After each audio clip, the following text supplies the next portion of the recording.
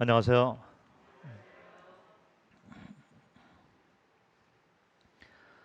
자, 오늘은 둘째 날인데요. 우리가 3일 동안 전쟁을 알지 못하는 세대라는 제목을 가지고 복음과 그리고 만찬 그리고 성화의 원리에 대해서 연구원에서 어, 말씀을 공부하는 시간을 갖고 있습니다. 어저께는 복음을 어, 좀 새롭게 소개를 드렸습니다. 오늘은 어, 조금 예민한 그런 주제일 수도 있잖아요. 만찬에 대해서 한번 이것이 전쟁을 알지 못하는 세대하고 어떻게 연관이 되어지는가를 말씀을 통해서 한번 알아보도록 하겠습니다. 자, 본문 말씀을 한번 다시 보도록 하겠습니다. 사사기 3장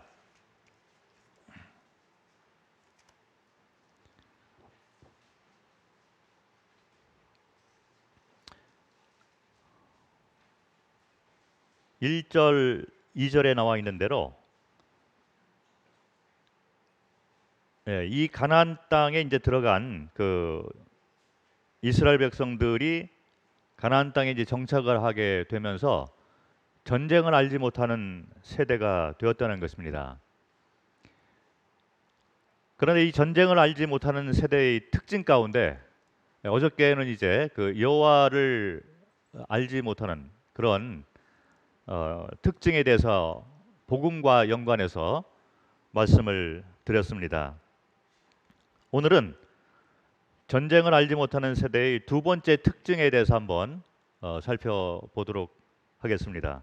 두 번째 특징이 뭐냐면 전쟁인 것을 잃어버리고 산다는 거죠.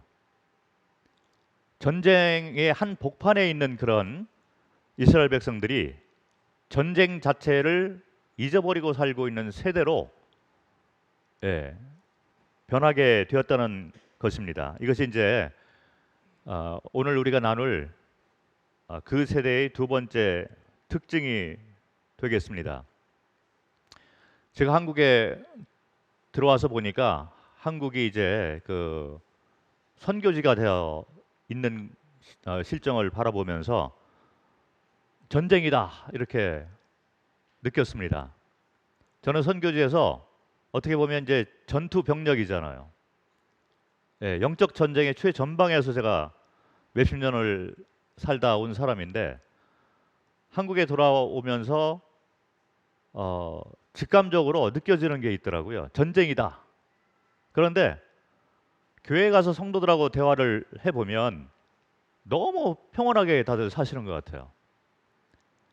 그리고 복음을 전하는데 너무 이제 그 장애가 많이 있는 사회 현실을 바라보면서 어떻게 해야 될 줄을 모르면서 고민들을 또 하고 계시는 분도 있고 대학을 가면 옛날에는 이제 우리가 캠퍼스에 앉아가지고 서로 뭐 담화도 나누고 이렇게 할 때 복음을 전파하고 이렇게 하고 또 전도지를 가지고 이제 돌리기도 하고 이런 그 모습들을 본 기억이 납니다. 그런데 요즘 한국 대학은 원천 봉쇄를 하는 그런 분위기가 자리를 잡고 있습니다. 그래서 어떤 대학은 총학생회에서 이런 그 조그만 팻말을 만들었는데 그 팻말에 이제 뭐라고 써 있냐면 No thank you 이렇게 딱 써 있는 거예요.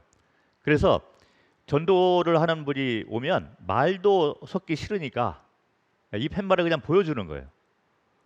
그러면 이제 더 무안해 가지고 뭔가 이렇게 대화라도 이렇게 응답을 해야지 뭐 전도의 실마리를 좀 풀 수 있을 텐데 총학생회에서 원천 봉쇄를 하기 위해서 정중하게 거절을 하는데 이 팻말을 사용해라 이래서 나눠주는 거예요. 자, 그럼에도 불구하고 이단들, 신천지 이런 데는 전략을 가지고 공략을 하고 있습니다. 그래서 말만 하면 어떤 대학이라고 생각을 우리가 할 수 있는 그런 대학에는 신천지라든지 이런 이단들이 거의 장악을 할 정도다 이렇게 어, 적극적으로 전략적으로 이제 그 공격을 하고 있는 거죠. 그런데 모임은 특별히 상당한 어려움을 겪고 있는 것을 볼 수 있습니다. 복음을 전하는 분위기가 아닌 것 같아요. 젊은이들 사역을 제가 하고 있는데 처음에 만나서 젊은이들에게 이제 CBF 이 모임을 CBF 선교회로 바꾸겠다. 그래서 목적과 방향을 전도 선교 쪽으로 다시 방향을 바꿔서 재조직을 해 나가자. 이렇게 확실한 비전을 가지고 인도를 했습니다. 그런데 젊은 청년들이 어려워하는 거예요. 우리도 지금 힘든데 어떻게 밖에 나가서 전도를 할 수 있습니까? 먼저 우리부터 회복을 좀 시켜준 다음에 좀 하시면 안 되겠습니까? 그래서 함께하고 있는 어떤 그 동역자들도 어려움을 많이 얘기하더라고요. 저는 선교사 삶을 살았기 때문에 내가 바라는 그 기준이 너무 높다는 거예요. 그런데 현실은 너무 낮게 있기 때문에 너무 높은 수준을 먼저 얘기를 하면 못 따라온다. 그래서 제가 현실을 바라보면서 예, 이게 쉽지가 않다. 그래서 제 자신이 좀 내려와 가지고 먼저 MZ 세대의 특성이 뭘까? 그들이 고민하는 것은 뭘까? 그래서 열심히 공부를 하고 처음에는 제가 학생들 만나는 게 너무 거리감이 있으니까 뭐 제가 30년 만에 이제 한국도 돌아왔고 거기다가 MZ 세대 이거 뭐 여기 계신 분도 잘 이해를 못 하잖아요.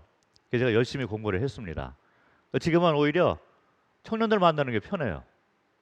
그리고 마음이 좀 좋고 뜨겁고 그렇고 이제 그런 마음이 있고 청년들도 조금씩 변화되는 모습을 바라보면서 이게 주님이 그래도 뭔가 희망을 가지고 있다 이런 생각을 갖고 있습니다. 한국 교회가 이렇게 그 전도하는 거에 대해서 영적 싸움을 하는 거에 대해서 참 두려움을 많이 가지고 있고 잊고 살아가는 그런 분위기다 보니까 나타나는 현상이 뭐가 있냐면 우리끼리라는 거예요. 그 교회 안에서 우리끼리 교제하고 우리끼리 사랑을 나누고 그래서 모여서 담화하고 서로 사랑을 나누고 이런 그 위로를 하고 뭐 등산도 가고 뭐 이렇게 하는 거는 너무 잘하고 있는 것 같아요. 그런데 밖으로 나가서 외치는 거는 이게 잘 안 되는 것 같습니다. 그래서 제가 한국에 돌아와 가지고 사역자들을 이렇게 만나서 이렇게 물어보면 그분들이 공통적으로 하는 말씀이 우리끼리는 잘하고 있는데 어떻게 밖으로 나가서 싸움을 할 건가에 대해서는 너무 막막하다. 누군가 이 방법을 좀 만들어줬으면 좋겠습니다. 이런 얘기를 저한테 많이 하더라고요. 그래서 제가 CBF 선교회를 재조직을 하면서 카이카미라는 데 제가 등록을 했어요. 등록하는 것 자체가 쉽지가 않습니다. 이 리더가 확실한 신분적인 어떤 그 목회자의 그 자질이 확실하게 되어 있고 그리고 배경이 누가 보더라도 이단 시비가 안 될 만한 그런 서류상의 문제라든지 이런 그 배경이 확실히 있는 상태에서만 이게 등록이 되는 거예요. 제가 마침 뭐그 NTM 출신이기 때문에 NTM 선교 단체는 뭐 세계적으로 유명한 단체이고 제가 확실하게 선교사로서 살았던 사람이기 때문에 그런 면에 이제 통과가 돼서 CBF 선교회가 이제 카이캄이라는 일반 교계에서도 알려져 있는 그런 단체 등록을 정식으로 해서 그것을 통해서 자신감을 가지고 좀 한번 밖으로 나가서 외쳐봅시다. 그런 전략을 가지고 지금 청년들과 함께 동역을 하고 있습니다. 이스라엘 백성들이 전쟁을 알지 못하는 세대로 전략을 했는데 자 그러면 전쟁을 하지 않으면 전쟁이 없어질까요? 그렇지 않습니다. 여전히 그들은 전쟁 중에 있었는데 전쟁 중에 있는 것 자체를 잊어버리고 살고 있다는 거예요. 그렇게 되다 보니까 어떤 현상이 일어나냐면 여기 사사기 3장 8절을 보면 이스라엘 자손이 구산 리사다임을 8년 동안 섬겼더니 결국 그들은 이방인들의 종노릇을 하게 되는 그런 상황까지 갈 수밖에 없다는 거죠. 우리의 현실도 똑같은 것 같습니다. 우리가 전쟁을 안 한다고 해서, 그리고 방어적인 태도, 밖에 나가서 외치는 것보다 우리끼리 이렇게 교제를 해서 전쟁에 이렇게 상황인 것을 잃어버리고 산다고 할지라도 전쟁은 여전히 진행이 되고 있다는 거죠. 그리고 세상이 우리보다 강해서 우리를 유혹하고 넘어뜨리고 각 성도들의 삶을 무너뜨리고 가정을 파괴시키고 교회를 파괴시키고 이 사회 전체를 흔들어 놓는다는 것입니다. 우리가 우리끼리 평온하게 산다고 해서 전쟁은 없어지는 것이 아니라 우리는 패배하고 있는 삶을 살고 있다는 것입니다. 그런데 이스라엘 백성들이 여기 전쟁을 알지 못하는 세대의 그 모습을 보면 본인들이 만족하고 살고 있는 거예요. 그래서 이방 사람들하고 같이 섞여 살아가고 있는데도 전쟁인 것을 모르고 같이 살아가고 있는 거죠. 결국에는 노예 생활을 하는 것을 볼 수 있습니다. 그래서 이제 선진국의 특징, 어저께도 말씀을 드렸지만 유럽이라든지 미국이라든지 선진국의 특징은 뭐냐면 교회가 어렵잖아요. 그리고 젊은 세대들이 교회에 적응을 잘 못하는, 그렇게 됩니다. 그러면서 이제 나라 전체가 어렵고 가정이 너무 많이 파괴되어 있는 걸 볼 수 있습니다. 그래서 이혼율이 더 많아지잖아요. 온전한 가정을 찾아보기 힘든 그런 현실로 나타나고 있는 거죠. 전쟁을 우리가 잊어버리고 전쟁을 하지 않는다고 해서 전쟁이 없어졌을까요? 그렇지 않습니다. 우리는 패배하고 있다는 거죠. 그래서 이와 같은 그 위기 의식을 가지고 있는 그런 몇몇 교회 또 이 일꾼들은 이제 전략을 세워서 성도들을 일깨우고 전쟁하자, 이런 분위기를 만들기 위해서 이제 교회 내에서 프로그램을 이렇게 자꾸 만들어 가고 있잖아요. 그래서 뭐 셀그룹도 하고 여러 가지 이제 교제를 가져다가 훈련도 시키고 공부도 하고 그렇게 하고 있습니다. 제가 볼 때 뭐 성북교회도 아주 그런 프로그램을 열심히들 하고 있다고 들었습니다. 좋은 현상이죠. 그리고 또 이제 교회 가운데 어떤 뭐 교회는 리더가 이 같은 확실한 비전과 또 말씀을 잘 전하고 가르칠 수 있는 그런 리더가 있을 때는 그 교회가 그래도 어느 정도 좀 왕성하게 되는 것 같습니다. 그런데 리더가 흔들거리거나 아니면 뭐 어떤 문제가 있어서 세상을 떠난다거나 이렇게 됐을 때는 교회 자체가 또 어려워지고 흔들거리는 그런 모습들이 많이 일어나고 있는 거죠. 그래서 잘 이렇게 여러 가지 일들을 잘 하고 있는 그런 교회가 리더가 바뀌니까 이제 많이 흔들거리고 옛날 같지 않다, 뭐 이런 그 현상을 우리가 많이 보고 있습니다. 자, 그러면 주님이 원하시는 이런 그 훈련 프로그램, 그리고 우리로 하여금 전쟁을 잊어버리지 아니하고 항상 우리가 모일 때마다 전쟁인 것을 우리로 하여금 알고 주님의 그 뜻 가운데서 우리가 전쟁 한 복판에 있다는 것을 잊어버리지 않고 항상 전쟁 중에 있는 그 마음으로 이 세상을 살아갈 수 있는 그 무엇인가를 우리에게 남겨 놓으셨다는 거죠. 그게 바로 만찬 예식으로 저는 분별을 합니다. 그리고 이 좋은 것은 우리에게 특별히 주신 아주 귀한 선물이라고 저는 분별을 하고 있습니다.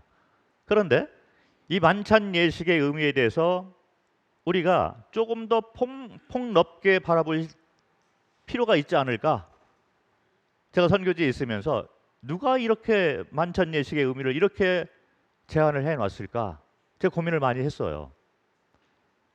처음에 제가 어저께도 말씀을 드렸지만 선교사로서 교회를 시작을 하고 터를 이렇게 하나하나 놨던 사람으로서 처음에 제가 태국의 교회에 터를 놓은 것도 여지껏 배웠던 대로 그냥 놨는데 세월이 흘러가다 보니까 아, 이게 내가 너무 제한적으로 이 의미를 풀이를 했었구나. 그래서 다시 이제 고쳐서 가르치고 그러다가 이제 은퇴를 하게 되었습니다. 만찬을 생각할 때 저는 개인적으로 이 만찬 예식이 담고 있는 의미는 수직과 수평 관계를 동시에 말을 해야 한다. 저는 그렇게 분별을 합니다. 그래서 주님과의 관계가 올바로 되어지고 그걸 통해서 그 힘을 원동력으로 삼아서 만찬 예식을 통해서 우리는 우리가 전쟁 중에 있는 것을 잊어버리지 아니하고 이 만찬 예식을 통해서 이 세상에서 살아가는 동안에 안식과 승리하는 삶을 누릴 수 있다는 거죠. 그런데 우리가 지금 드리고 있는 만찬의 의미는 어디에 초점이 맞춰져 있냐면 예배에 맞춰져 있는 거예요. 그래서 모임분들 가운데 특성이 하나 있는데 만찬 예배를 빠지면 안 된다. 말씀은 빠져도 그래도 바쁘니까, 그러나 그거보다 우선순위가 만찬 예배다. 그래서 만찬 예배라는 말을 우리가 쓰고 있는데, 글쎄 만찬 예배라는 말이 그 의미는 우리가 아주 귀하게 붙들고 있습니다. 그리고 그렇게 하시는 것이 틀렸다는 말을 제가 하는 것이 아니고, 예배가 있지만 조금 더 폭넓게 바라볼 필요가 있지 않을까, 이런 생각을 제가 가지면서 거기에 대해서 조금 말씀을 한번 찾아보려고 하는 것입니다. 자, 우리가 성경을 보면 교회 시대가 시작되었는데 지금 우리가 교회 시대 안에 있습니다. 그런데 지역 교회가 지켜 행해야 될 그 예식이 몇 가지가 있습니까? 교회에서 행하는 그 예식 두 가지가 있잖아요. 그래서 교회의 두 가지 예식 이렇게 해서 첫 번째는 뭐죠? 침례가 있고 그다음에 만찬이에요. 우리가 이 두 가지를 행하고 있습니다. 그래서 구원받은 분이 이제 교회에 더해지려면 이제 침례식을 하고 그다음에 이제 만찬을 띄고 이렇게 하는 것이죠. 그래서 우리가 배우고 있는 책 교재 가운데도 교회의 두 가지 예식해서 침례와 만찬을 얘기를 하는데, 자, 유독 침례는 예식이라고 하는데 만찬은 예배라고 하고 있는 거예요. 조금 전에 제가 두 가지 예식이라고 말을 했잖아요. 그런 책도 나오고 있어요. 성경에는 이 두 가지를 예식이라고 얘기를 했습니다. 그렇잖아요. 그래서 그런 예식으로 우리가 배우고 있고 침례 예식과 또 만찬 예식을 행하고 있는 거예요. 그런데 우리가 침례 예배라고 하지 않잖아요.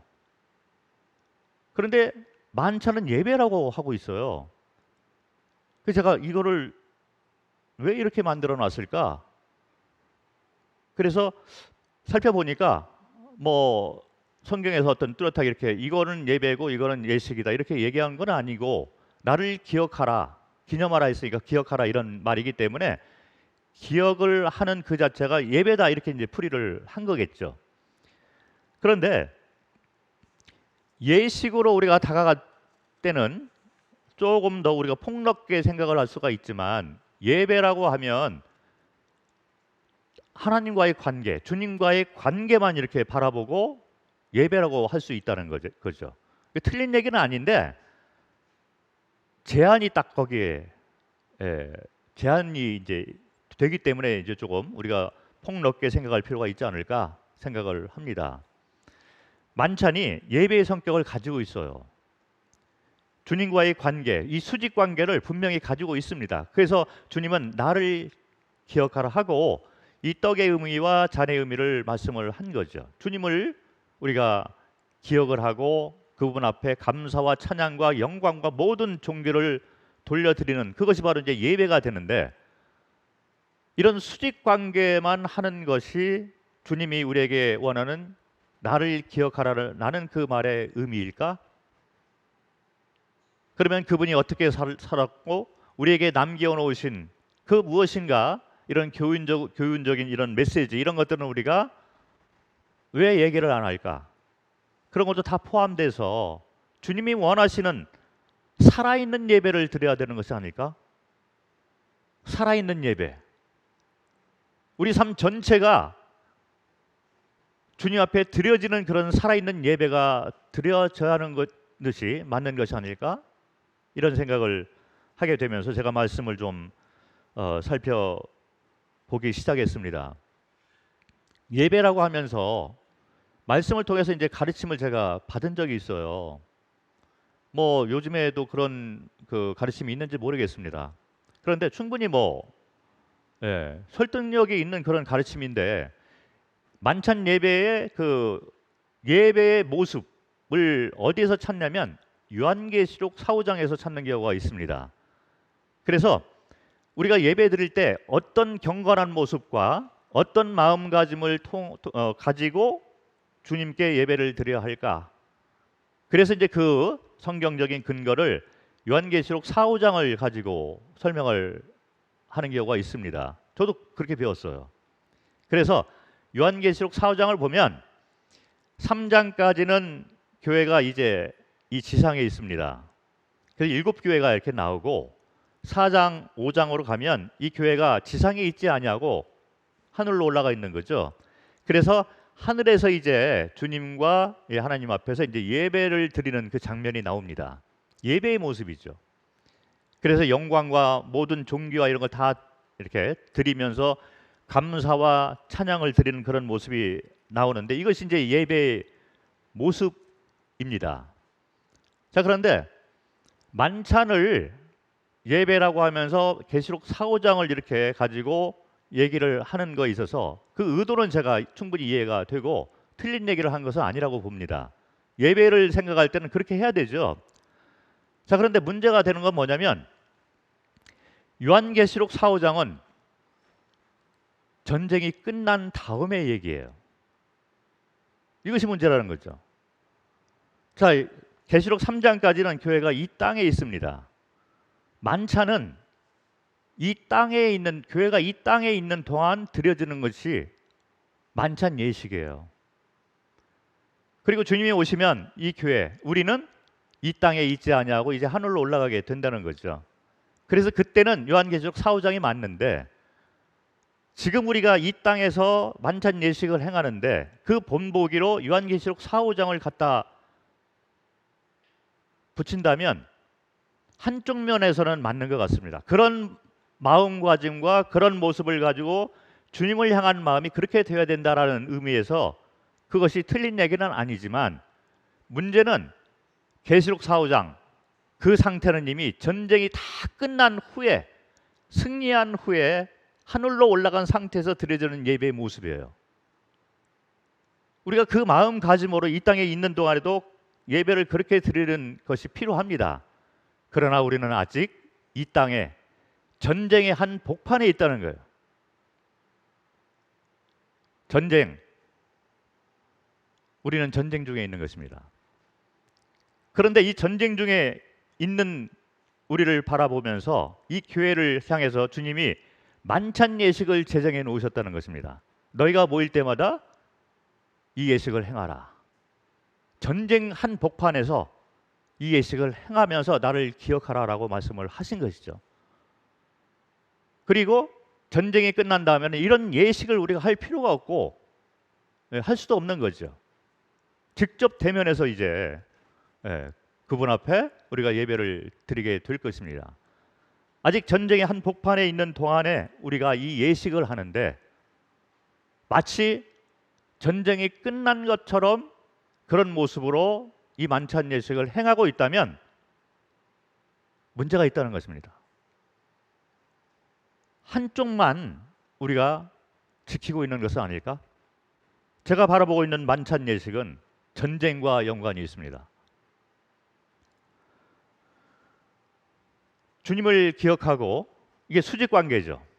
그리고 그 주님을 사랑하고 그분이 나의 주인과 재판장 되시고 죽으시고 부활하신 그 주님의 부활의 권능을 가지고 나는 이 전쟁의 한복판에서 그분을 군대 장관으로 모시고 내가 이 세상을 향해서 나아갈 때 내 힘으로는 하지 못하기 때문에 주님이 주인이고 재판장 되시고 군대 장관 되시는 부활의 권능을 가지신 그분을 내가 믿고 그 안에서 내가 전쟁터에 나가서 그 전쟁의 한복판에서 안식을 누리고 승리의 삶을 살 수 있다는 것이 만찬 예식이 우리에게 들려주는 의미라고 저는 보고 있는 거죠.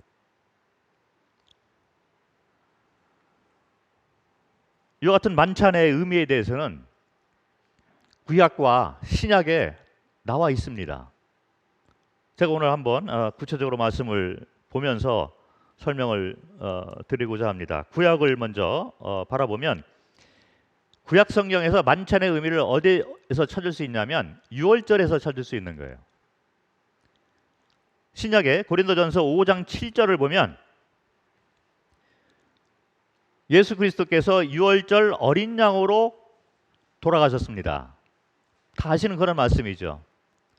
그래서 유월절 어린 양이신 예수 그리스도께서 유월절을 통해서 주님의 죽으심과 이 보혈의 약속, 이것을 보여주신 것이죠. 그래서 그 출애굽 때 유월절이 이제 제정이 된 것을 볼 수 있습니다.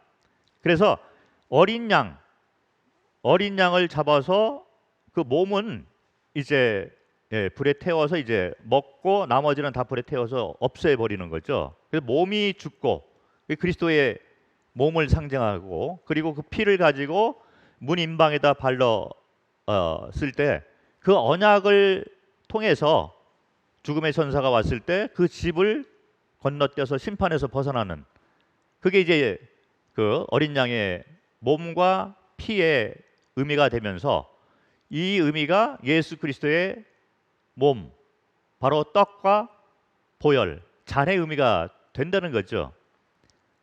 그래서 구약에서 만찬의 그림자를 우리가 예표를 찾아볼 수 있는 것은 유월절이 되는 것입니다.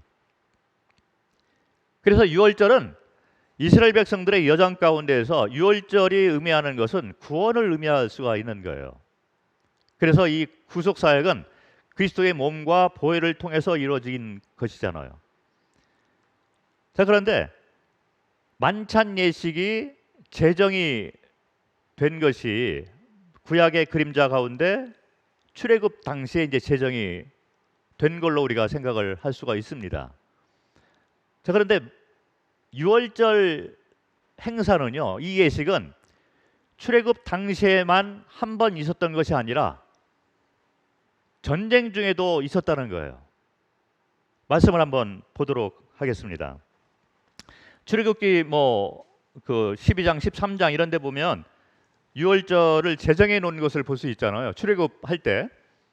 그래서 이 제정은 우리가 다 알고 있는 문제인데 출애굽기 12장 25절을 보겠습니다. 출애굽기 12장 25절.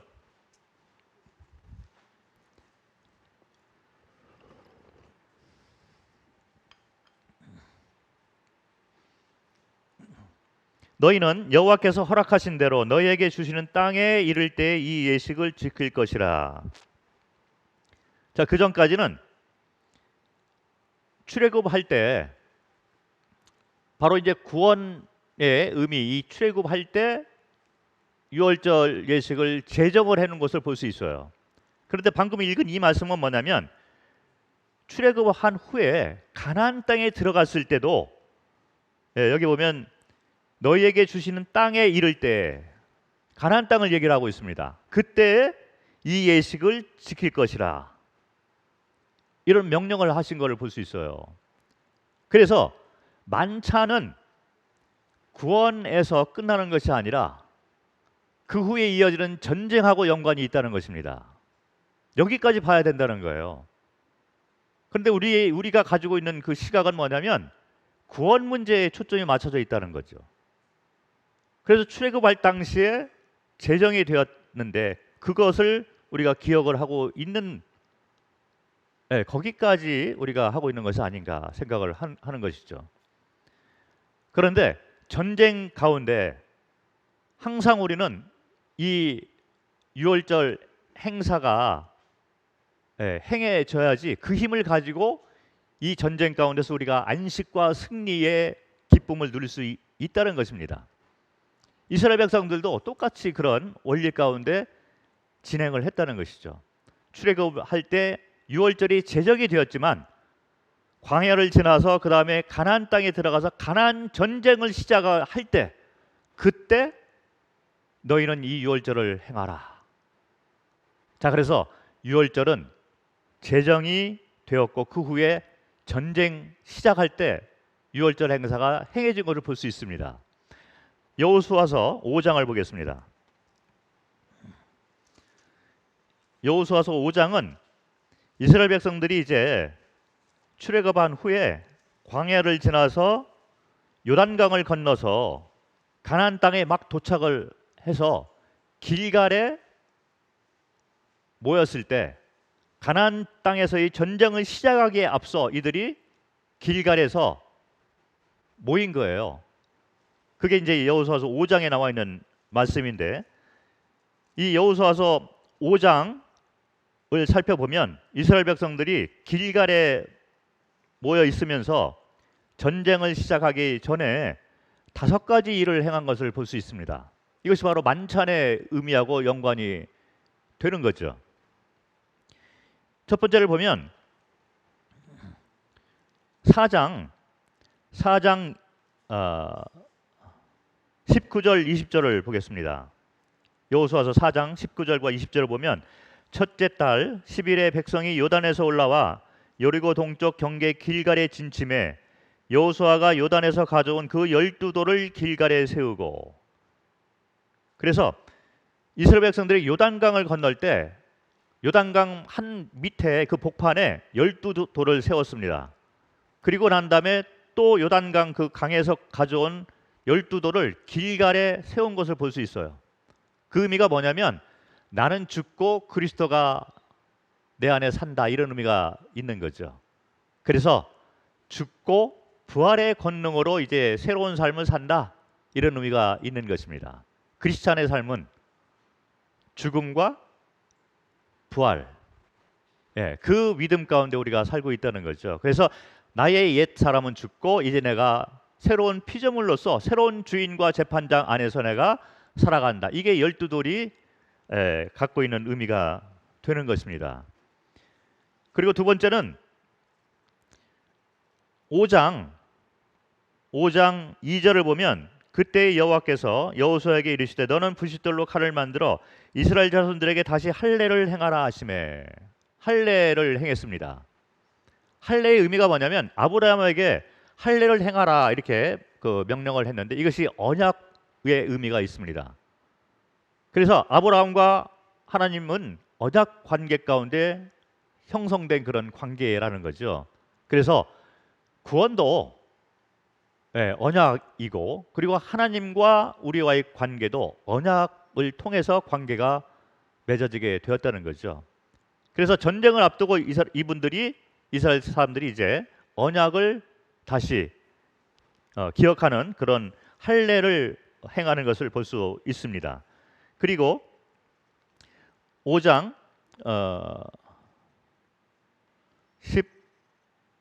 10절을 보면 또 이스라엘 자손들이 길갈에 진쳤고 그 달 14일 저녁에는 여리고 평지에서 유월절을 지켰으며.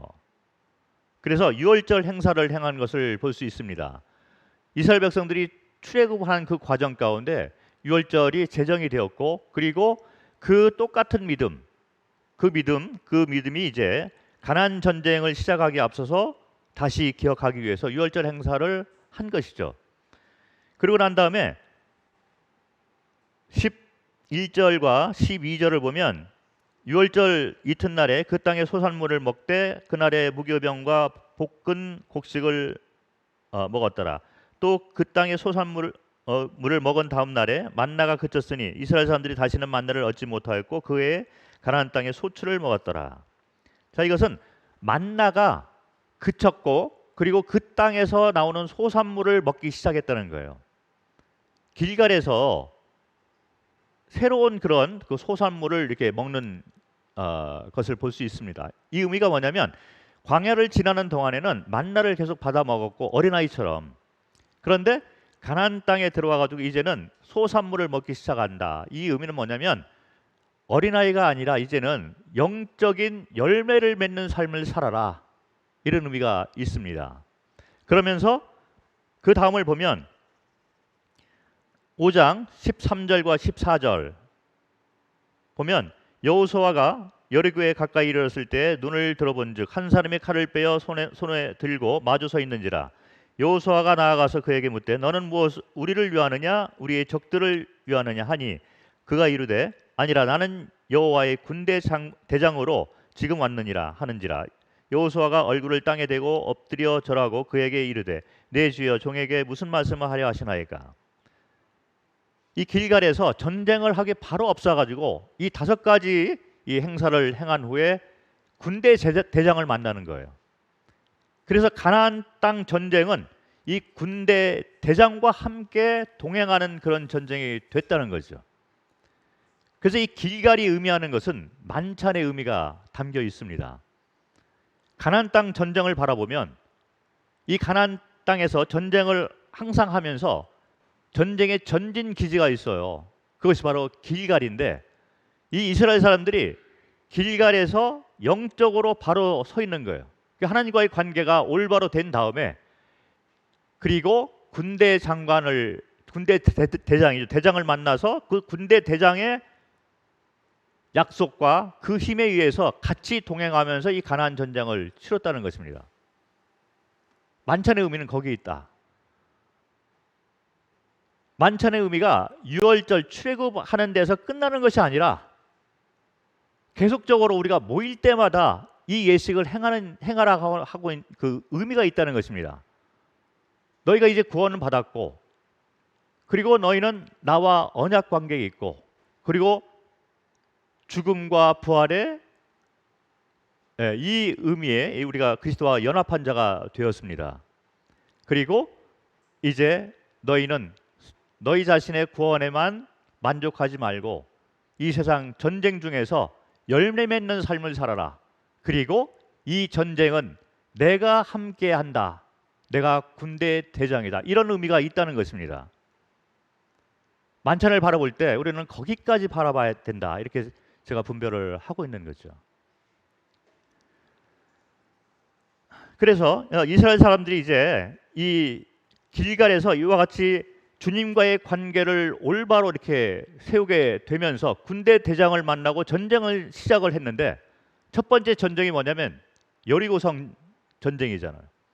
이런 영적인 상태가 주님과 올바른 관계 가운데 있었기 때문에 여리고성 전쟁은 반드시 승리할 수밖에 없다는 것입니다. 그래서 별로 싸우지도 않고 그냥 7바퀴를 도르니까 와르르 무너진 그래서 승리의 모습을 우리가 봤습니다. 그런데 그 다음에 여리고성의 승리 후에 이스라엘 백성들이 행한 것은 뭐냐면 아이성에 갔는데 그때는 자기의 능력과 자기의 힘을 의지해서 아이성의 전쟁을 행한 거예요.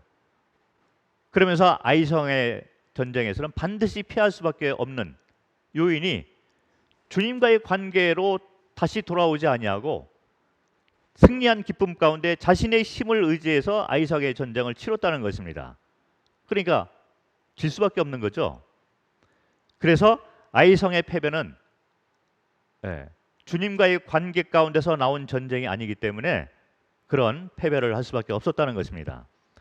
그러고 난 다음에 이제 하나님이 그렇게 치시니까 이스라엘 백성들이 그 다음 단계로 한 것은 무엇이냐면 에발산과 그리심 산에서 돌이키는 거죠. 그래서 이 두 산의 양쪽 12지파가 갈라서 이제 올라가서 회개하는 그런 그 단계를 거칩니다. 그러고 난 다음에 이제 그들이 전쟁을 하는데 규칙적으로 이스라엘 백성들이 가나안 전쟁에서 반드시 행했던 것이 있습니다. 자, 말씀을 한번 보도록 하겠습니다. 여호수아서 10장을 보겠습니다.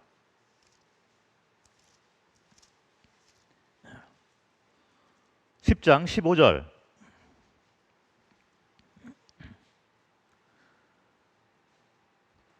7절부터 보겠습니다. 10장 7절. 여호수아가 모든 군사와 용사와 더불어 길갈에서 올라가니라. 자, 길갈에서부터 전쟁이 시작되는 걸 볼 수 있어요. 아이성의 패배 후에, 회개가 일어난 후에 이들이 다시 길갈에서 전쟁을 시작하는 모습을 볼 수 있습니다. 왜 그러냐면 길갈이 가나안 땅의 전쟁 기지가 되는 건데 영적인 의미가 다 거기에 담겨 있기 때문에 그곳에는 12돌이 있고 할례를 행한 것이 있고 유월절이 있고 주님이 우리에게 바라시는 만나가 그치고 소산물을 먹는 그 메시지가 있고 군대 대장을 만난 장소이기 때문에 패배의 경험을 하고 이들이 길갈에서부터 시작을 하는 거예요. 그리고 난 다음에 15절을 보니까 전쟁을 하고 15절을 보니까 여호수아가 온 이스라엘과 더불어 길갈 진영으로 돌아왔더라. 돌아오는 거예요. 길갈에서 시작해서 나가서 전쟁을 하고 승리를 할 때 다시 나아가는 것이 아니라 반드시 이들은 길갈로 돌아왔습니다. 15절에서 그런 모습을 볼 수 있고 43절을 보겠습니다. 여호수아가 온 이스라엘과 더불어 길갈 진영으로 돌아왔더라. 이스라엘 백성들은 영적 원리를 보게 된 것이죠. 그래서 전쟁을 하는데 본인들의 힘으로는 안 된다. 그래서 주님과의 관계를 회복을 하기 위해서 길갈에서 시작을 하고 전쟁에서 승리를 한 후에 다시 길갈로 돌아오고 또 길갈에서 나가서 전쟁을 하고 또 이겼을 때 다시 길갈로 돌아오는 것을 반복을 했다는 거죠. 그러면서 이스라엘 백성들이 점점점 이제 가나안 땅의 내륙으로 들어가게 되는데 길갈이 이쪽 끝머리에 있기 때문에 다시 길갈로 돌아오는 시간이 많이 걸리고 거리가 멀으니까 후에는 내륙으로 이동을 하면서 이 길갈의 의미가 실로로 이동이 된 것을 볼 수 있습니다. 그래서 내륙에서의 전쟁이 다시 시작이 되는데 전쟁이 끝나면 실로로 다시 돌아오는 거예요. 그리고 나중에 그 실로가 예루살렘이 됩니다. 그리고 신약에 들어와서 예루살렘이 어디로 변화가 되었을까요? 성도의 몸이 된 것이에요. 우리의 몸이 길갈의 의미가 있고 예루살렘의 의미가 있습니다. 성전이잖아요. 그리고 보이는 가시적인 그런 예표, 이 길갈의 의미가 담겨 있는 예표가 뭐냐면 우리 앞에 놓여 있는 떡과 잔의 의미가 되는 것입니다. 그래서 이 만찬 예식의 의미는 주님과의 관계 가운데 이 첫사랑을 회복하는 이 관계가 반드시 이루어져야 되는 거죠. 그것이 바로 우리가 드리고 있는 예배라는 이 단어 안에 들어가 있는 의미가 되는 것입니다. 그런데 거기서 끝나는 것이 아니라 조금 더 넓게 봐야 될 필요가 있다는 거죠. 자, 주님과의 이 수직 관계가 올바로 된 후에 그 다음에 뭘 하냐면 전쟁이 아직 끝나지 않은 거예요. 전쟁의 한 복판에서 우리가 이 만찬 예식을 하고 있는데 관계가 회복이 된 다음에 다시 우리는 전쟁터에 가서 이 전쟁을 승리의 삶으로 이끌어야 된다는 것입니다. 그래서 주님이 오시는 그날까지 우리는 만찬 예식을 통해서 주님을 기억하면서 전쟁의 한복판에 나가서 안식과 승리의 삶을 누리는 것이 만찬 예식의 의미가 된다는 것입니다. 그런데 만약에 우리가 예배라고 해서 수직 관계만 이렇게 생각을 하고 거기서 머문다면 우리가 바라보고 있는 만찬의 의미는 출애굽 당시에 제정했을 당시 그 의미하고 연관되는 것이지 전쟁하고는 연관이 안 되기 때문에 우리 스스로 어쩌면 만찬의 의미를 제한을 두고 있는 것은 아닐까 이런 생각을 해봅니다. 자, 그러면 이것이 구약의 모습이라면 신약에 들어와서는 어떨까 한번 말씀을 찾아보도록 하겠습니다.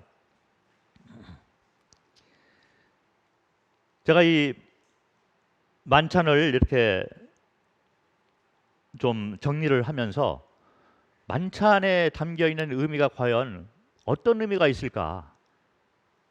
그래서 제가 뭐 책도 보고 또 먼저 이렇게 주님을 믿으신 분들에게 물어보고 했는데 마땅히 이게 근거구나 이렇게 할 만한 것이 없더라고요. 그래서 제가 생각할 때 성경은 성경으로 푸는 것이 가장 안전하지 않을까. 그래서 신약에 나와 있는 만찬이 담겨 있는 그 성경 구절을 찾아보니까 7구절이 나옵니다. 자, 그래서 7구절을 제가 찾아봤는데 거기에 똑같은 의미가 있는 것을 보게 된 거예요. 이 7구절은 마태복음, 마가복음, 누가복음 이 세 구절이 있는데 복음서에 만찬에 대한 제정의 말씀이 있습니다. 예수님이 이 복음서 세 복음서 가운데에서 만찬을 제정을 해 놓으신 것이 있어요.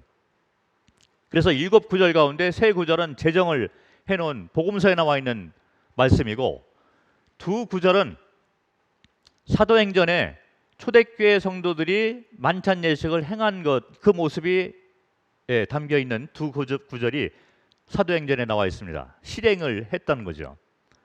자, 그런데 나머지 2구절은 어디냐면 한번 보겠습니다. 고린도전서 10장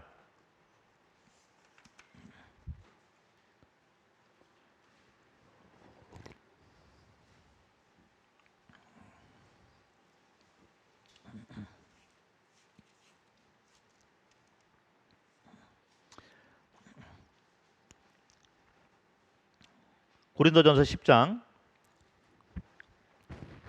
16절과 17절을 보겠습니다.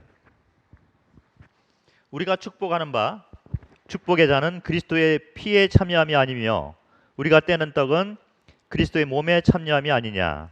떡이 하나요 많은 우리가 한 몸이니 이는 우리가 다 한 떡에 참여함이라.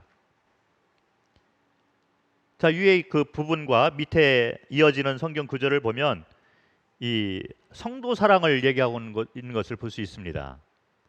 그래서 제가 다 설명을 안 드려도 뭐 아시는 분들은 다 아실 건데 이 고린도전서 10장에 나와 있는 이 2구절은 성도 사랑을 이야기하고 있는 것이죠. 그래서 이 한 떡, 한 피에 우리가 참여하는 것이 아니냐. 우리는 한 몸이라는 거죠. 한 지체.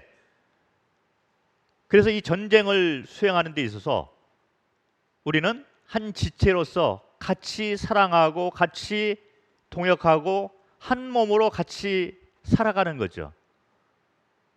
그래서 만찬을 바라보면서 이 떡이 하나이고 이 잔이 한 잔인 것처럼 우리는 성도 사랑을 기억을 해야만 하는 것이다.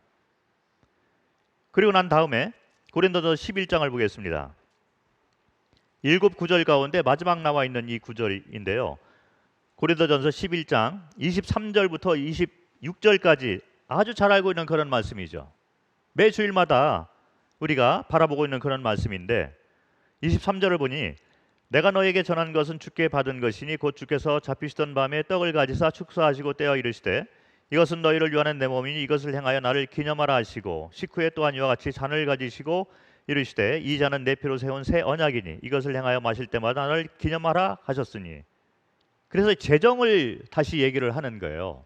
주님이 제정해 놓으셨다. 그리고 떡의 의미와 잔의 의미를 설명을 해 놓은 것입니다.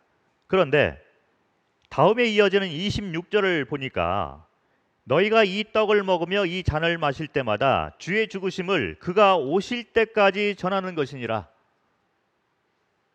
분명히 나와 있는 성경 구절이죠. 그런데 이 성경 구절을 풀이를 할 때 저 같으면 말씀에 나와 있는 대로 그냥 풀이할 것 같아요. 여기 이 말씀은 무슨 메시지를 담고 있냐면 복음을 전해라. 전쟁에 나가서 승리하는 삶을 살아라. 메시지를 전하라 이런 명령이잖아요. 너희가 이 떡을 먹으며 이 잔을 마실 때마다 주의 죽으심을 그가 오실 때까지 전하는 것이라. 주님이 오시면 이 일을 할 필요가 없다. 전쟁이 끝났기 때문에. 그런데 전쟁 중에 아직 주님이 오시지 않았기 때문에 너희는 여전히 전쟁 중이다.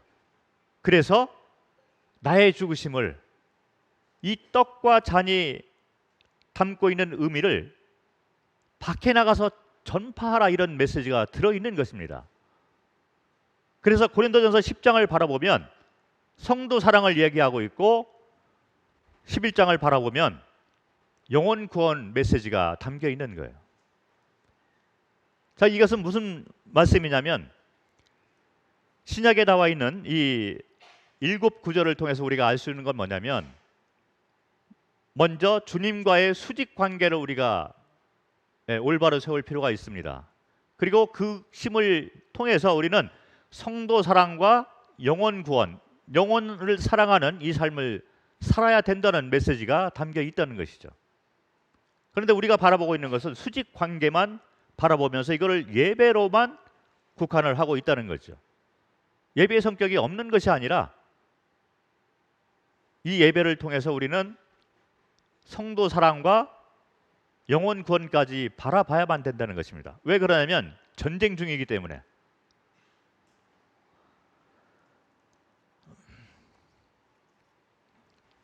침례에 대해서 우리가 공부를 하면은요,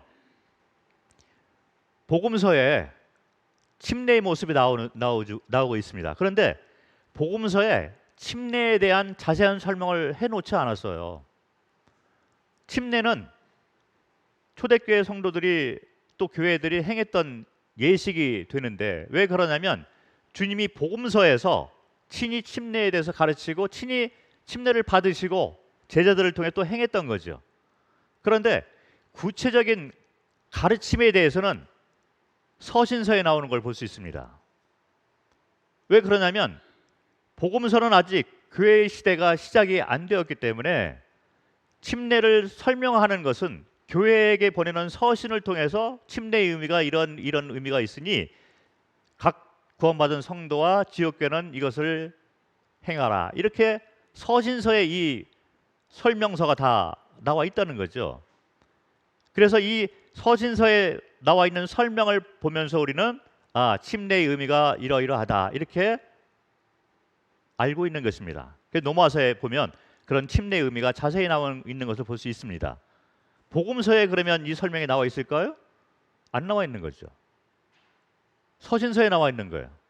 만찬도 똑같다라고 보시면 될 것 같습니다. 이 복음서에는 제정만 나와 있어요. 그런데 이 떡이 무엇을 의미하고 잔이 무엇을 의미하고 요거는 나와 있지만 이것을 통해서 교회가 어떻게 교훈을 받고 어떤 것을 행하고 이런 것은 서신서에 나와 있다는 거죠.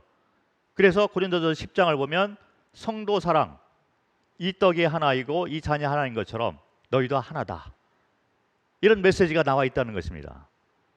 복음서에는 나와 있지 않은 거예요.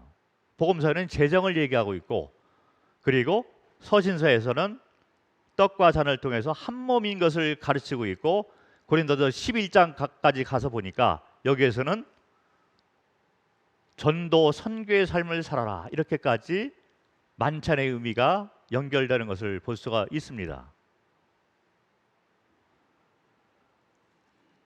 이것은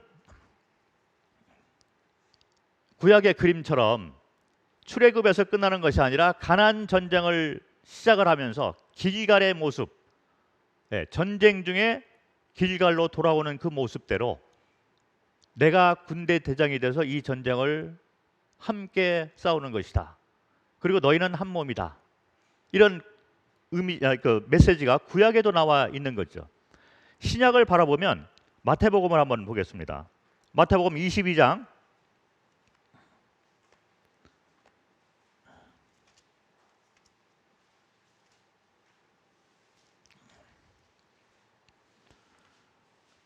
37절부터 40절까지 보겠습니다. 잘 알고 있는 그런 말씀이죠. 마태복음 22장 37절부터 40절.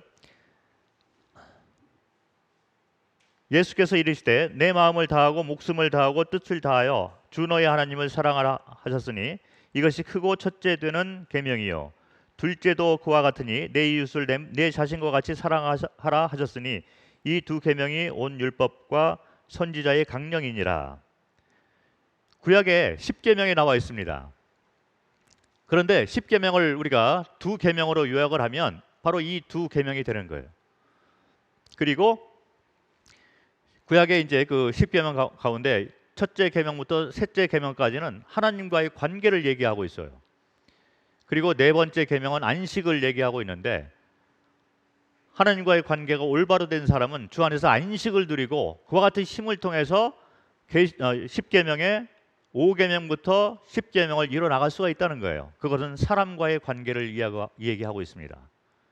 그래서 하나님께서 우리에게 원하시는 계명은 구약에서는 10계명으로 이렇게 그 모습을 바라볼 수 있지만, 신약에 와서는 이것이 두 계명으로 요약이 되는데, 첫 번째 계명이 하나님을 사랑하라, 두 번째 계명이 내 이웃을 사랑하라. 여기까지 봐야 된다는 거죠. 그런데 우리가 지금 예배로 해서 만찬을 바라보고 있는 것은 첫 번째 계명에 초점이 맞춰져 있는 것은 아니냐.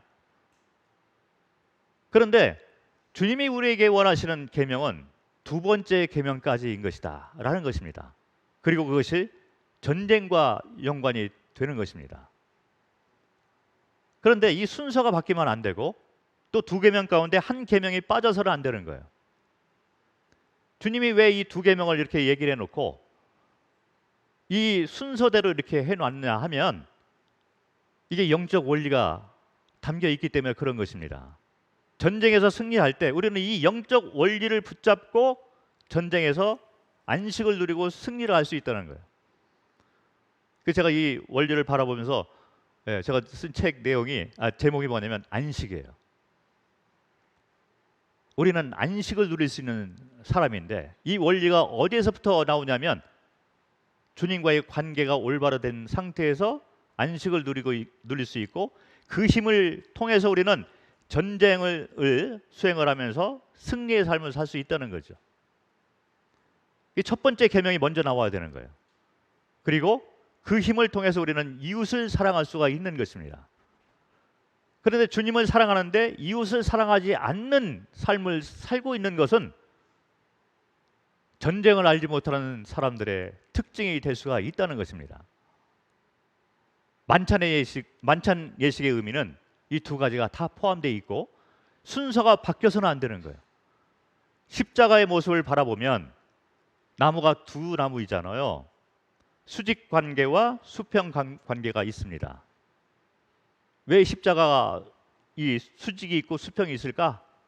뭐 구태여 제가 의미를 부여하고 싶지는 않지만 그것도 이 의미하고 맞아떨어지고 있지 않나, 이런 생각을 하게 됩니다. 우리는 만찬을 통해서 수직 관계, 예배를 드려야 되죠. 감사합니다, 감사합니다. 영광과 존귀, 모든 것을 올려드리는 거예요. 그러나 거기에서 끝나는 것이 아니라 전쟁 중에서 우리는 성도를 사랑하고 영혼을 사랑하는 수평 관계까지 기억을 하는 것이 주님이 우리에게 원하는 그런 삶의 예배라는 것입니다. 살아있는 예배.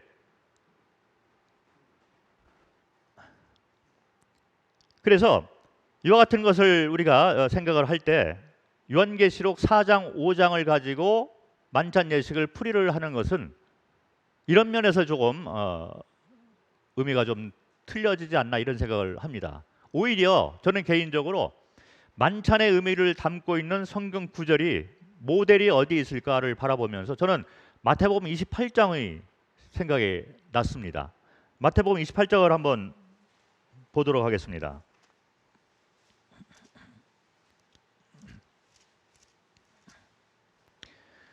다 알고 있는 그런 말씀이죠. 이 마태복음 28장을 바라보면요, 주님의 죽으심이 있어요. 네, 무덤에 갇히셨습니다. 네, 우리를 위해서 대신 죽고 심판을 대신 받으신 거잖아요. 그러나 무덤에 갇혀 있지 아니하고 마태복음 28장에서 이제 부활 장면이 나옵니다. 그 마태복음 28장에는 죽음과 부활이 있어요. 마치 길갈에서 요단강 밑에 12돌을 세워놓고 강가에서 가지고 나온 12돌을 길갈에 세워놓은 것처럼 죽음과 부활이 마태복음 28장에 담겨 있는 것을 볼 수 있습니다. 그리고 마태복음 28장 6절 7절을 보면은 6절을 보겠습니다. 그가 여기 계시지 않고 그가 말씀하시던 대로 살아나셨느니라. 와서 그가 누우셨던 곳을 보라. 또 빨리 가서 그의 제자들에게 이르되 그가 죽은 자 가운데서 살아나셨고 너희보다 먼저 갈릴리로 가시니 거기서 너희가 배우리라 하라. 보라, 내가 너희에게 일렀느니라 하거늘. 여기 보면 중요한 단어가 나와 있습니다. 6절에 보면 와서 보라라는 단어가 있어요. 무덤을 와서 한번 봐라. 내가 죽었다가 살아나지 않았느냐, 이런 메시지가 담겨 있어요. 자, 그런데 주님이 우리에게 원하시는 건 뭐냐면 7절에 보면 이제 와서 봤으니 가서 이르라라는 말씀을 합니다. 우리가 드리는 만찬 예식의 의미는 와서 보는 게서 끝나서는 안 된다는 거예요. 만약 여기서 끝나면 우리는 무덤가에서 드리는 예배를 드리고 있는 거예요. 그 어떤 분이 그런 말씀을 하시더라고요. 만찬이 꼭 무슨 무덤가에서 드리는 것 같다. 네, 그럴 수 있습니다. 만약에 와서 보는 것, 감사합니다. 감사합니다. 와서 보니 주님이 죽으셨고 나를 위해서 죽으셨고 그리고 부활하셨습니다. 감사합니다. 감사합니다. 이 은혜 감사합니다. 모든 영광과 존귀를 드립니다. 자, 이것이 여기까지가 무덤가에서 드리는 예배가 된다는 겁니다. 그런데 7장에 이어지는 말은 뭐냐면 이제 와서 봤으니 무덤가에 있지 말고 가서 이르라 말씀을 하고 있는 거죠. 그리고 첫 번째로 주님이 원하셨다는 것은 제자들이었던 것입니다. 성도 사랑이죠. 제자들은 주님이 붙잡히고 죽으실 때 다 도망간 비겁한 자들이었잖아요. 그런데 주님이 부활하시고 맨 처음 찾았던 사람들이 바로 제자들이었다는 것이죠. 주님은 살아계시면서 친히 우리에게 성도 사랑의 본을 보이셨다는 것입니다. 그리고 난 다음에 28장 맨 밑에 18절부터 20절에 보면 예수께서 나와 말씀하여 이르시되 하늘과 땅의 모든 권세를 내게 주셨으니 그러므로 너희는 가서 모든 민족을 제자로 삼아 아버지와 아들과 성령의 이름으로 세례를 베풀고 내가 너희에게 분부한 모든 것을 가르쳐 지키게 하라. 볼지어다 내가 세상 끝날까지 너희와 항상 함께 있으리라 하시니라. 자, 이제 무덤가에 있지 말고 가서 이르라. 제자들을 사랑하고 이 성도 사랑 한 몸 지체가 되어서 너희는 땅끝까지 이르러 복음을 전파하라. 그리고 내가 세상 끝날까지 너희와 항상 군대 대장으로 함께 하겠다. 이 약속을 우리에게 해 놓으신 것입니다. 길갈의 의미가 여기에 담겨 있는 거예요. 만찬의 의미가 마태복음 28장에 담겨 있는 것을 볼 수 있습니다. 저는 개인적으로 만찬을 생각할 때 우리는 마태복음 28장으로 돌아가야 되는 것이 아니냐. 요한계시록 4, 5장이 아니라 전쟁이 아직 끝나지 않았기 때문에 마태복음 28장을 통해서 주님이 죽으시고 부활하시고 그리고 무덤에 와서 보니 이 사실이 확인이 되었다. 그런데 이제 무덤가에 있지 아니하고 가서 이르는데 성도 사랑이 있고 그리고 땅끝까지 이르러 복음을 전파하는 것이 매주 우리가 모일 때마다 앞에 놓이는 떡과 잔을 통해서 우리가 기억해야 될 것이 아니냐. 이와 같은 삶을 통해서 우리는 살아있는 예배를 드려야 된다는 것입니다. 로마서 12장을 보겠습니다. 로마서 12장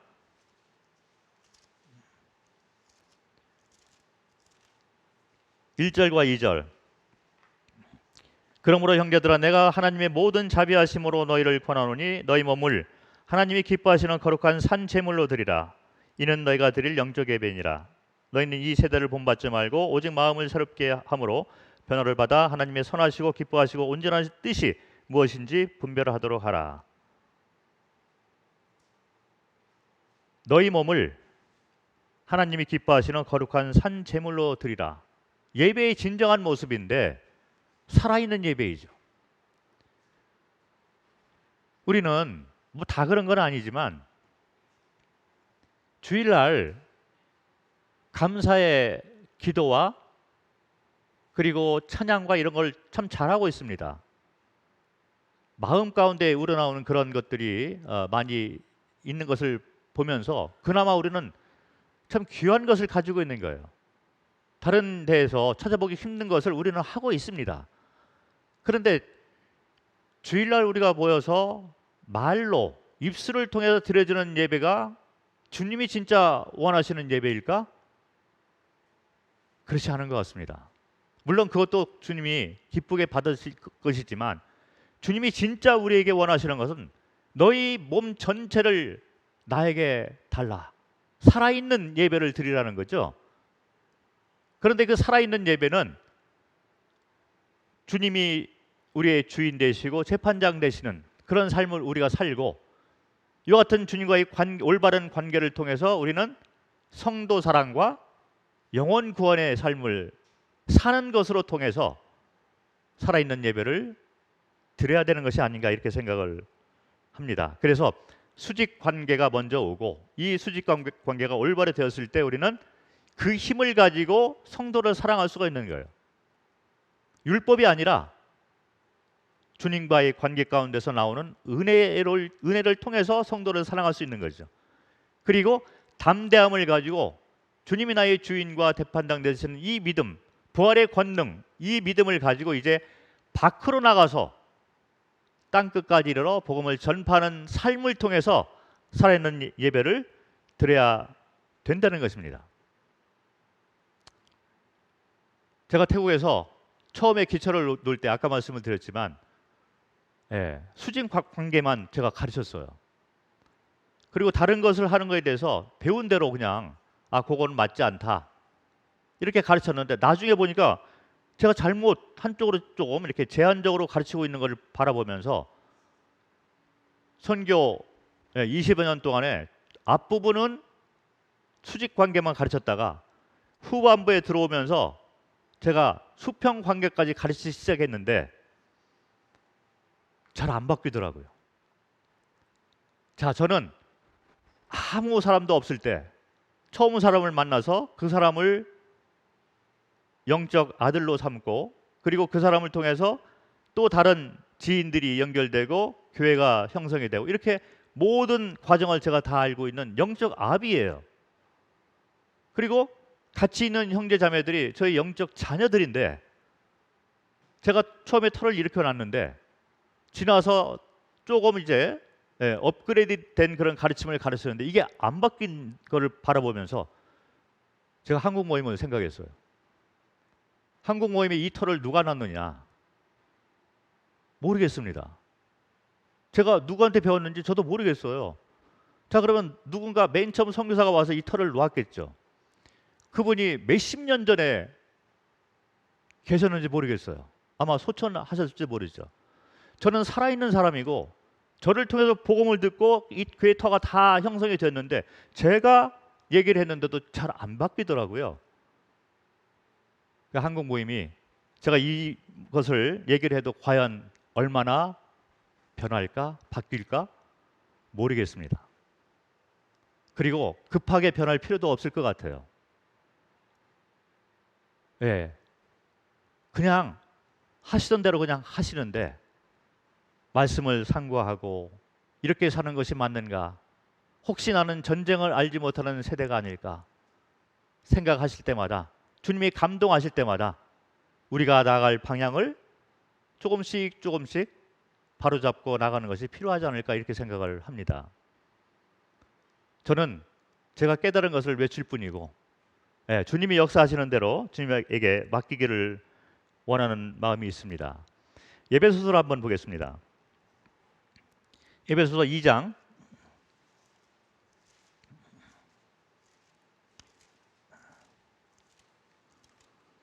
8절 9절을 보겠습니다. 잘 아시는 그런 말씀이죠. 너희는 그 은혜를 인하여 믿음으로 말미암아 구원을 받았으니 이것이 너에게서 난 것이 아니요 하나님의 선물이라. 행위에서 난 것이 아니니 이는 누구든지 자랑하지 못하게 함이라. 자, 우리는 여기까지 너무 잘 알고 있습니다. 그런데 사실은 10절까지가 한 세트예요. 10절을 보면 우리는 그가 만드신 바라 그리스도 안에서 선한 일을 위하여 지으심을 받은 자니 이 일은 하나님이 전에 예비하사 우리로 그 가운데서 행하게 하려 하심이니라.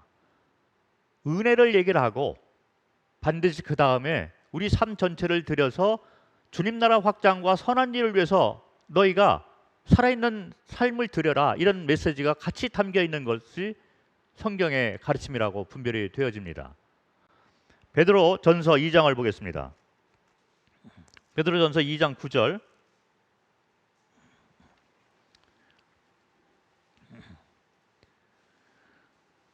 이것도 잘 알고 있는 그런 말씀이죠. 그러나 너희는 택하신 족속이요 왕 같은 제사장들이요 거룩한 나라요 그의 소유가 된 백성이니 이는 너희를 어두운 데서 불러내어 그의 귀한 빛에 들어가게 하신 이에 아름다운 덕을 선포하게 하려 하심이라. 자, 여기서 이 구절에서 우리가 택하신 족속이고 왕 같은 제사장이고 거룩한 나라고 그의 소유가 된 백성이다. 그리고 어두운 데서 이제 빛에 들어간 자다. 여기까지 바라보는 경향이 있는 것 같습니다. 다 그런 건 아니겠죠. 그런데 그 다음에 한 세트로 나오는 것이 뭐냐면 이는 아름다운 덕을 선포하게 하려 함이라. 이것이 성경의 가르침이라고 분별이 되어집니다. 항상 은혜를 얘기를 하고 그 다음에 고난도 얘기를 하면서 이제는 너희가 살아있는 삶으로 나에게 예배를 드리라. 이것이 주님의 마음이 아닐까 생각을 합니다. 마지막으로 한 구절만 찾고 말씀을 줄일까 합니다. 누가복음 14장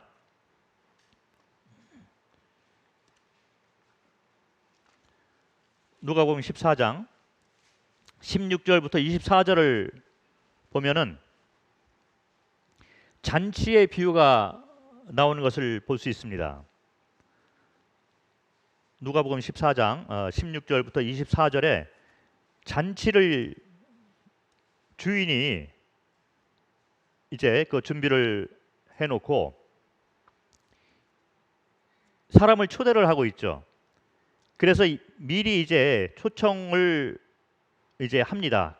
그런데 초청을 받은 사람들이 오지 않는 거예요. 종을 보내서 이제 와라 했는데 이 사람들이 오지 않는 거죠. 그러니까 이제 종을 보내가지고 여기 21절에 보니까 종이 돌아와 주인에게 그대로 고하니 이에 집주인이 노하여 그 종에게 이르되 빨리 시내의 거리와 골목으로 나가서 가난한 자들과 몸 불편한 자들과 맹인들과 저는 자들을 데려오라 하니라. 그래서 또 자리가 남으니까 23절에도 주인이 종에게 이르되 길과 산 울타리 가로 나가서 사람을 관건하여 데려다가 내 집을 채우라. 그래서 이런 사람들이 다 이제 많이 들어와서 잔치가 이제 진행이 되는 것을 볼 수 있습니다. 자, 제가 질문을 드리겠습니다. 여기 등장인물이 잔치에 참여하고 있는 사람들을 보니 주인이 있겠죠. 잔치를 베풀어 놓은. 그리고 종을 보냈습니다. 그 사람들을 초대해서 많은 어려움을 당하고 있는 도움이 필요한 자들이 와서 잔치에 참여해서 은혜를 맛보고 있는 거죠. 자, 우리가 어떤 사람일까요? 우리가 바라보고 있는 우리의 위치, 우리의 신분은 여기 은혜를 받은, 여기 보면 뭐 맹인과 불편한 자, 가난한 자, 은혜를 받고서 거기 잔치에 참여해서 이제 복을 누리고 있는 사람이 우리가 아닐까, 거기에 초점이 맞춰져 있는 것 같습니다. 그런데 혹시 그런 생각을 해보셨는지 모르겠습니다. 혹시 우리가 종이 아닐까? 우리는 은혜를 맛본 자인데 거기에서 끝나는 것이 아니라 이제 우리가 전쟁 중에 있으면서 종의 신분까지 우리가 담당을 하면서 살아가고 있다는 것입니다. 만찬의 의미는 은혜를 얘기를 하고 그 다음에 성도 사랑과 전쟁 중에서 전 세계에 나가서 복음을 전파하는 종의 역할을 우리에게 남겨놓고 있다는 것이죠. 그래서 사도 바울이 자신을 소개할 때 나는 은혜 받은 자요 이렇게 소개를 하지만 서신서의 앞부분에 자기를 소개할 때마다 나는 보내심을 받은 자요, 나는 그리스도의 종이요. 그리고 우리를 소개할 때도 너희는 새로운 피조물이고 화목해 하는 식책을 받았으니, 그리고 화목해 하는 말씀을 내가 너에게 주었다. 여기 나와 있는 종의 입장을 성경은 우리에게 전달하고 있는 것입니다. 너희가 종이지 않느냐? 그 만찬의 의미는 은혜를 받고서 복을 누리고 있는 그 사람의 의미도 있지만, 동시에 종으로서 전쟁이 아직 끝나지 않았기 때문에 종의 역할을 하는 것까지 우리에게 던져주고 있는 것이 아닐까, 이렇게 생각을 합니다. 만약에 우리가 초대를 받고 복만 누리고 있는 자라면 우리는 이 만찬을 예배로만 바라보고 수직 관계만 생각을 할 것입니다. 그리고 전쟁에 대해서는 만찬이 끝난 다음에 또 다시 우리가 성경 공부를 통해서, 말씀을 통해서 우리가 또 공부하고 그걸 또 훈련을 하고 이렇게 해야 되는 거죠. 그러나 주님이 이 만찬 예식을 제정해 놓으신 이유는 이 안에 모든 메시지가 다 들어있다는 거예요. 너희는 이렇게 살아라. 은혜 가운데 너희가 풍요롭게 누리고, 이 풍요로움을 통해서 안식을 누리고 이제 거기서 머무는 것이 아니라 성도를 사랑하고 밖에 나가서 땅 끝까지 이르러 복음을 전파하라. 그리고 내가 군대 대장으로 너희와 항상 끝날까지 함께하겠다. 우리는 만찬 이 예식을 통해서 이 모든 은혜와 메시지들을 함께 받는, 그래서 초대를 받은, 그래서 복을 누리고 있는 사람일 뿐만 아니라 이제 종의 입장으로 메시지를 들고 나가서 사람들을 초청하는 입장까지 해야 되는 것이 아닌가. 그래서 그런 삶을 통해서 살아있는 예배를 드리는 것이 주님이 우리에게 원하시는 만찬 예식의 의미가 아닐까, 이렇게 생각을 합니다. 여기까지 제가 말씀을 드리고 그 나머지는 주님 앞에 맡겨 드리기를 원합니다. 감사합니다.